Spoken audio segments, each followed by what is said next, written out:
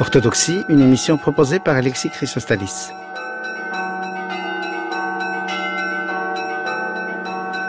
Chers amis, Silouane Latonite, un saint pour maintenant. C'est le titre de l'émission d'aujourd'hui. À la suite de l'émission d'il y a 15 jours où nous avions parlé du Père Sophronie par qui Saint Silouane fut connu. Aujourd'hui, on va parler de Saint Silouane.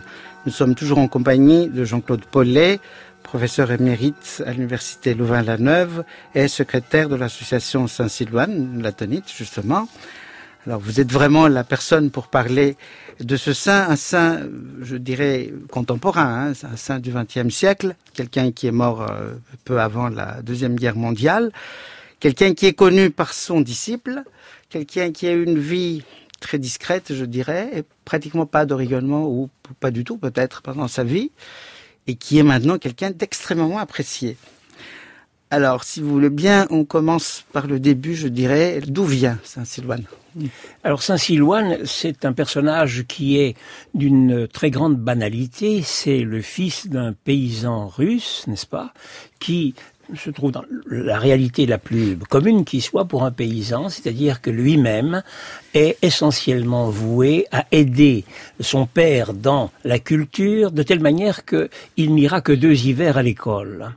Il sait donc lire, déchiffrer sans doute, mais finalement ce n'est pas du tout un intellectuel. Et c'est une manière extrêmement intéressante de voir comment un homme de cette espèce va pouvoir, dès l'enfance et tout au long de sa vie, approfondir les mystères les plus élevés, les plus difficiles même, du christianisme et de la spiritualité orthodoxe.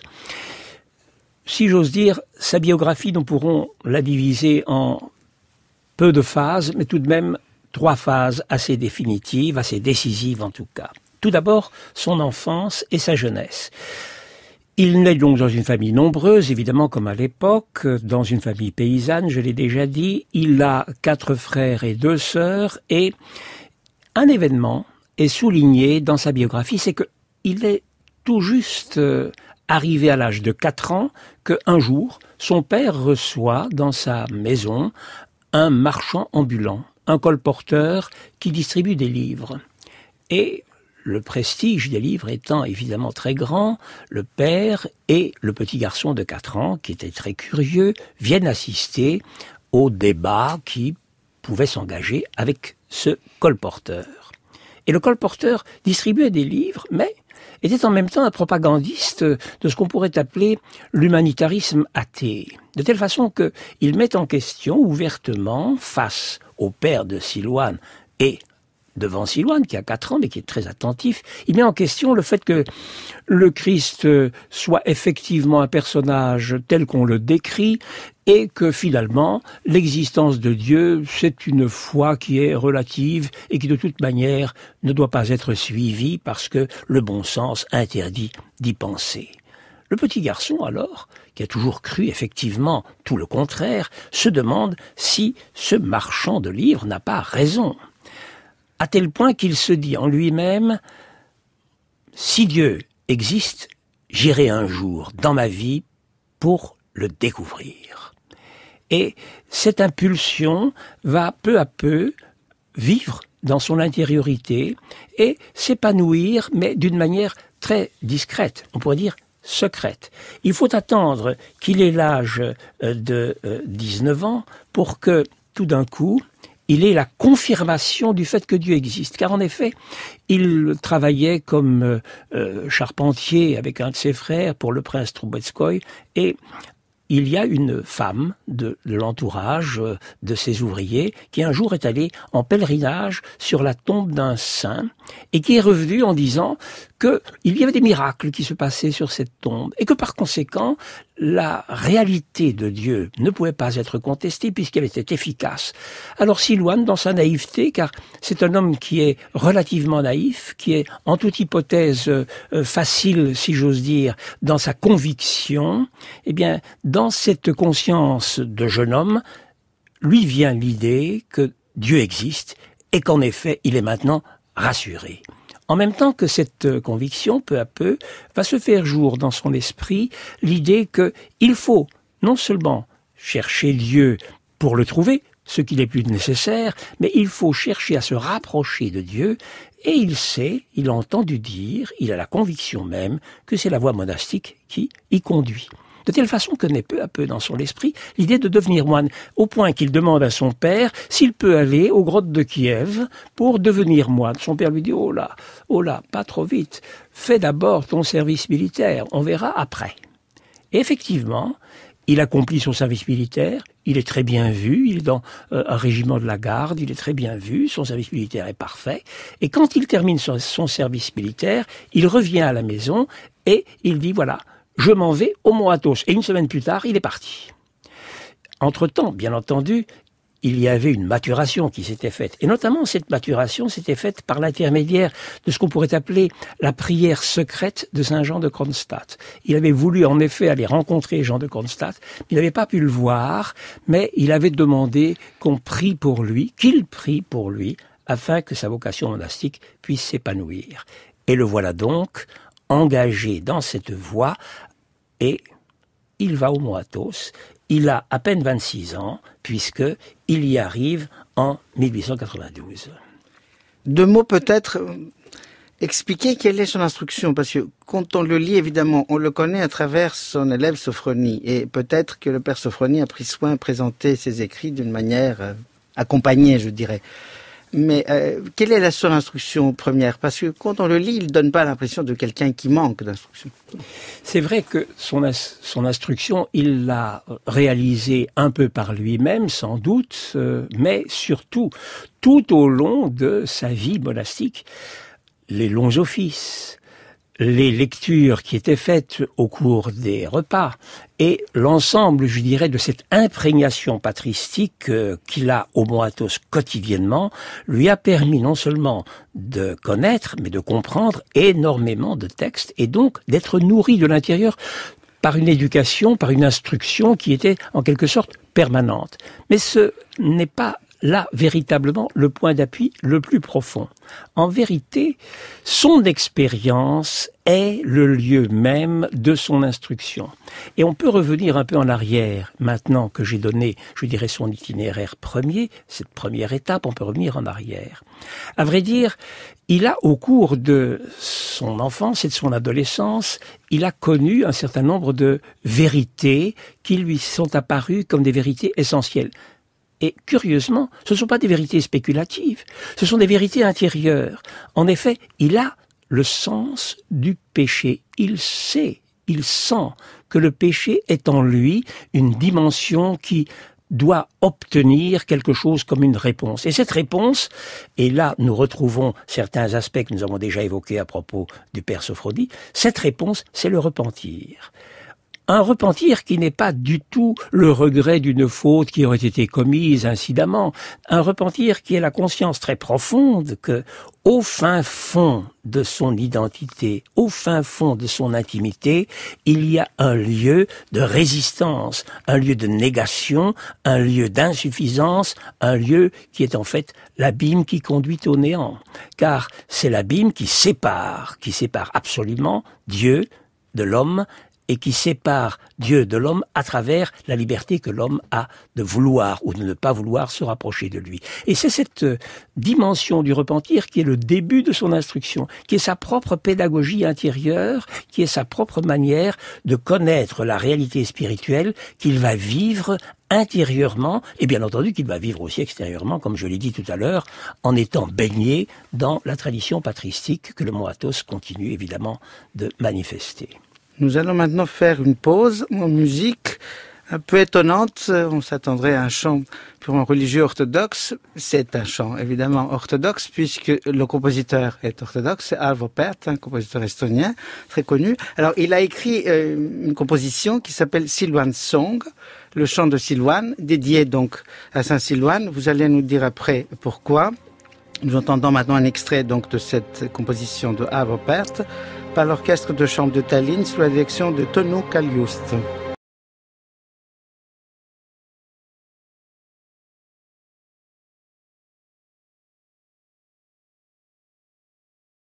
Voilà, Arvo Pärt donc, Silouan Song, un chant dédié à Silouan, pourquoi? C'est étonnant.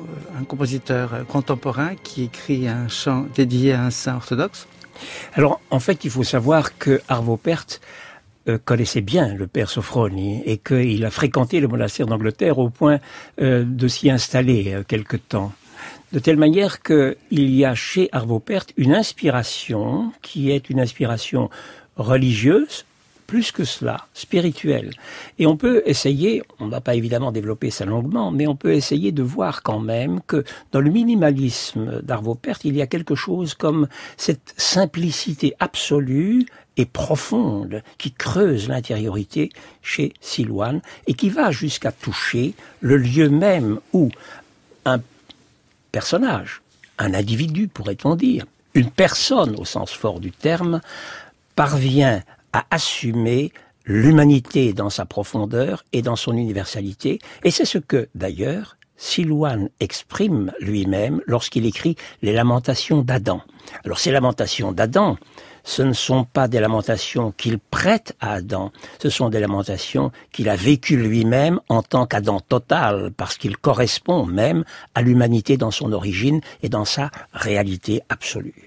C'est ça donc qui fait la séduction aussi pour Arvo Pärt, n'est-ce pas, de cette possibilité de traduction dans la musique, de cette expérience. C'est ça qui crée aussi, à travers le père Sophroni, cette espèce de confraternité, de coopération spirituelle et artistique entre les trois personnages.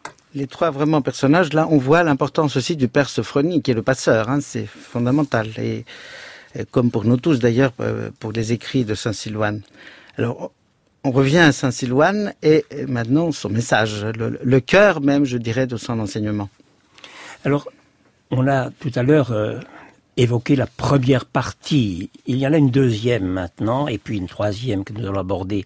Elles sont, si j'ose dire, beaucoup plus fondamentales sur le plan spirituel, mais il est difficile de les développer parce qu'il est extrêmement difficile d'entrer dans l'intériorité d'une expérience comme celle de Saint Silouane et même de tous les saints en particulier, car chacun a sa manière d'être, chacun a sa singularité et on peut difficilement fracturer cette singularité pour en faire quelque chose comme un commun dénominateur. Toujours est-il que lorsque Silouane arrive au Mont Athos, comme d'habitude, si j'ose dire, on lui demande de rédiger un papier sur lequel il va écrire toute son histoire et plus exactement tout ce qu'il a à se reprocher, c'est-à-dire toutes ses fautes antérieures, de telle manière que on puisse, à partir de ce document, avoir une confession intégrale, une confession globale, et qu'on puisse alors, au terme de cette confession, lui donner le pardon aussi intégral que sa confession l'a été. Et c'est ce qu'il fait. Et son confesseur lui dit, maintenant, tous tes péchés te sont pardonnés, tu peux recommencer, si j'ose dire, à zéro, et aller graduellement et de plus en plus loin vers la réalité de la contemplation du Christ et vers l'expérience spirituelle intégrale que le Christ est venu nous apporter. Alors, Silouane se trouve en quelque sorte dans sa naïveté, dans son inexpérience relative, convaincu que finalement, il est là, maintenant, dans un état de relative spiritualité accomplie. Et cependant, il n'en est rien. Il se fait que, au contraire, les pensées, et vous savez combien les pensées et les passions sont essentielles dans l'organisation de ce qu'on pourrait appeler l'ascèse, et l'ascèse monastique et mystique, telle qu'on la vit notamment au Mont Athos, mais un peu partout dans l'Église, n'est-ce pas? Et il se rend compte que les pensées, les passions, il n'en est pas maître, qu'il ne s'en est pas libéré, qu'elle l'assaille, et qu'elle l'assaille d'une manière telle que finalement, il entre non seulement dans le repentir dont il avait déjà fait l'expérience auparavant, mais il entre dans une espèce de déréliction, de désespoir relatif, même de désespoir de plus en plus profond. Il ne sait pas comment en sortir. Et au moment où il est arrivé au fin fond de ce désespoir, la Providence vient à son secours, l'Esprit Saint vient à son secours, et alors qu'il se trouve dans la chapelle du Moulin, le moulin de Saint-Pantélémon, le monastère dans lequel il est allé et où il va rester, il voit à la place de l'icône du Christ, à côté donc des portes royales, il voit à la place de l'icône du Christ lui apparaître tout d'un coup le Christ vivant. Une vision, une apparition, une révélation qui le pénètre entièrement de sa lumière, de son feu, et qui vient, dans une certaine mesure, éteindre et apaiser et enflammer en même temps son intériorité, éteindre donc tout ce désespoir qui était le sien, et apaiser toute son angoisse, et donc allumer la réalité de l'Esprit Saint en lui. Cette manière d'être dans la lumière de l'Esprit Saint va durer, mais ne va pas durer indéfiniment. Elle va durer un certain temps, et puis peu à peu, et de plus en plus, au moins subjectivement, va lui sembler disparaître et diminuer. Et arrive alors une deuxième expérience remarquable, qui est d'ailleurs sans doute ce que l'on retient le plus souvent à propos de Saint Silouane.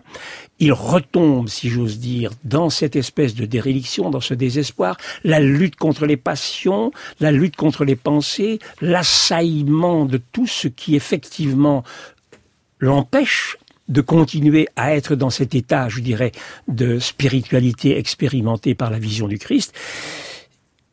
Il tombe à nouveau dans le désespoir. Et alors que les choses se passent de plus en plus mal pour lui, sous ce rapport, lui vient une parole du fond de son cœur, émerge dans le fond de son cœur une parole, qui est la parole la plus connue à son propos, c'est « Tiens ton esprit en enfer et le désespère pas ». Que signifie cette parole? À quoi répond-elle? Elle répond effectivement à l'orgueil, car c'est pour tous les orgueilleux que cette parole est dite. Alors, Silouane se rend compte tout d'un coup que, effectivement, cette parole lui est destinée. Et je vais me permettre de lire ce que le père Sophroni dit dans le livre qu'il a consacré à Saint Silouane. Il dit ceci. Le père Silouane s'assit à nouveau sur son tabouret et, inclinant la tête, le cœur douloureux, fait cette prière. « Seigneur, tu vois que je tâche de te prier avec un esprit pur, mais les démons m'en empêchent. Apprends-moi ce que je dois faire pour qu'ils ne me dérangent pas. » Et il reçut cette réponse dans son âme. « Les orgueilleux ont toujours à souffrir ainsi de la part des démons. »« Seigneur, dit Silouane, apprends-moi ce que je dois faire pour que mon âme devienne humble. » Et de nouveau, dans son cœur, il eut cette réponse de Dieu, « Tiens ton esprit en enfer et ne désespère pas. » Et le père Sophroni poursuit, « Ce bref dialogue avec Dieu dans la prière constitue une nouvelle étape extrêmement importante dans la vie du père Silouane. Le moyen indiqué était étrange, incompréhensible et pouvait sembler cruel. Pourtant, le père Silouane l'accepta avec joie et reconnaissance. Son cœur sentit que le Seigneur était miséricordieux envers lui et qu'il le guidait lui-même.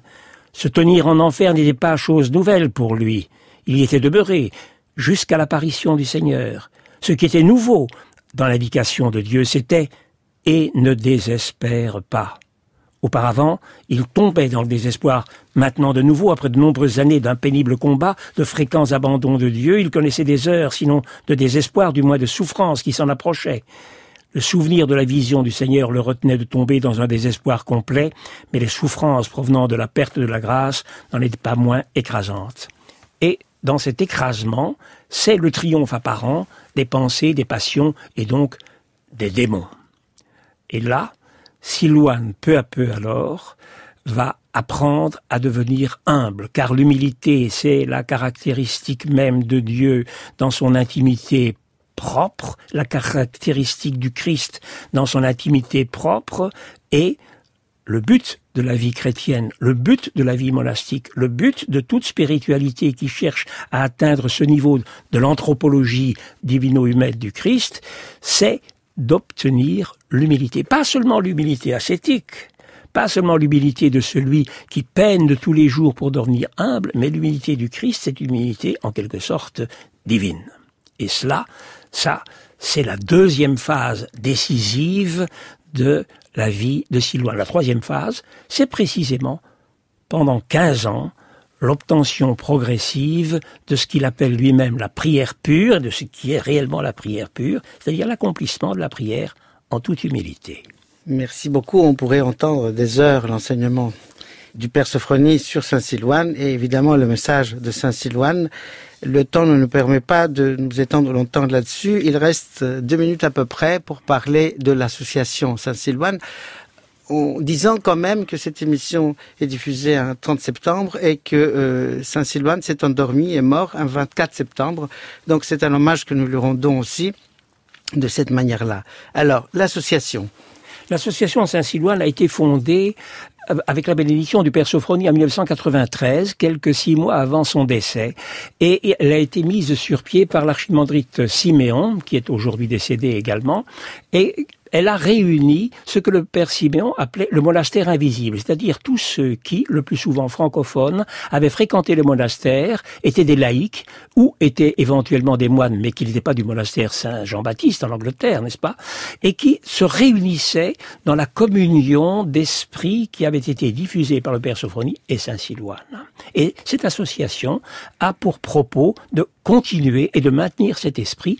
Elle le fait à travers une publication qui s'appelle Buisson ardent, cahier Saint-Silouan de la Tonite, qui paraît une fois par an et qui est diffusée par les éditions du Cerf. Elle se fait aussi par des rencontres annuelles. La prochaine aura lieu les 5 et 6 octobre prochains au Sacré-Cœur de Montmartre, où nous avons des conférences. Elle se fait aussi à travers des pèlerinages et à travers donc toute une série d'amitiés qui se créent et qui se font aussi groupe de prière à tel ou tel lieu, il y en a partout dans le monde où des amis de Saint-Silouan, des membres de l'association se trouvent. Jean-Claude Paulet, un très grand merci de nous avoir de cette manière aussi vivante communiqué le message de Saint-Silouan à travers son disciple, le Père Sophrony, que vous avez vous-même connu. Donc à lire, évidemment, avant tout, Archimandrite Sophrony, Saint-Silouan de la Tonite, 1866-1938, aux éditions du Cerf. Ainsi prend fin Orthodoxie, une émission sous l'égide de l'Assemblée des évêques orthodoxes de France, proposée par Alexis Chrysostalis. Chargé de réalisation, Anne Pérez. Prise de son, Valérie Lavallard. Vous pouvez réécouter et télécharger cette émission sur le site franceculture.fr.